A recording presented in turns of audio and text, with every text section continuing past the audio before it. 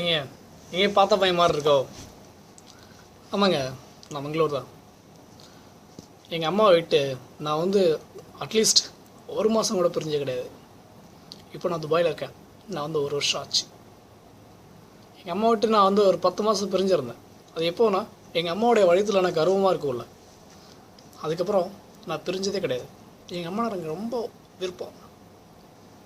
எங்கள் அம்மாவை விட்டு நான் எந்த ஒரு சமயமும் பிரிஞ்சே கிடையாது. வேலைக்கு போவேன், அதுக்காக வெட்டி பேலும் கிடையாது. வெளியூரில் வேலைக்கு போவேன்.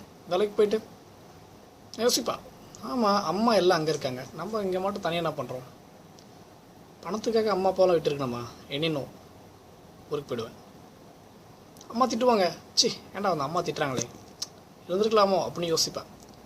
செக் என்னடா அம்மானு திட்டினாங்க, சரி போயிட்டு போகிறோம், ஒன்றும் பிரச்சனை இல்லை அப்படின்னு சொல்லிட்டு விட்டு நம்ம ஊருக்கு போனது ரொம்ப ஹாப்பியாக நினச்சிப்பேன். ஆனால் இப்போ நான் துபாயில் இருக்கேன். இப்போ நான் ஊருக்கு போனால் அம்மா என்னை ரொம்ப கேவலமாக நினச்சிடுவாங்க. அதெல்லாம் நான் ஊருக்கு போகல.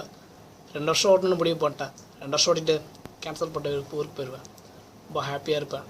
எல்லாருமே சொல்கிறீங்க துபாய்ன்ட்டு. துபாயோட சொந்த ஊரில் இருக்கிறது எவ்வளோ சந்தோஷம் தெரியுங்களா? சொந்த ஊரில் ரொம்ப அதிகமாக சம்பாதிக்கலாம், துபாயில் கம்மியாக சம்பாதிக்க முடியுது.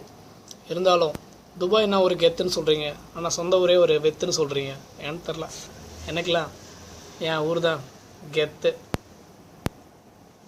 இனியும் ஓகே, உங்களுக்குலாம் தெரியாது நான் ஏன் துபாய்க்கு வந்தேன் அப்படின்னு. நான் ஊரில் ஒரு பொண்ணை லவ் பண்ணாமல் ஒரு எருமை மாட்டை லவ் பண்ணிட்டேன். அதனால தான் எங்கள் அம்மா இங்கே அனுப்பிவிட்டாங்க. இல்லைன்னா எங்கள் அம்மா விட்டு நான் பிரிஞ்சிருக்கவே மாட்டேன். ஒரு பொண்ணை லவ் பண்ணி தொலைஞ்சிட்டேன். எங்கள் அம்மா சொன்னாங்க, இந்த பொண்ணை மறந்துட்டுனா நீ இங்கே இருக்கலான்னு சொன்னாங்க. நான் அப்போ என்னால் மறக்க முடியல. அப்புறம் எங்கள் அம்மா ரொம்ப கம்பல் பண்ணி அனுப்புனாங்க. ஆனால் நான் எங்கள் அம்மா பேச்சை கேட்டு வந்தேன். ஆனால் எங்கள் அம்மா விட்டு இப்போ பிரிஞ்சிருக்க ரொம்ப கஷ்டமாக இருக்குது. பார்ப்போம், காலா பக்கத்தில் மறக்கும்.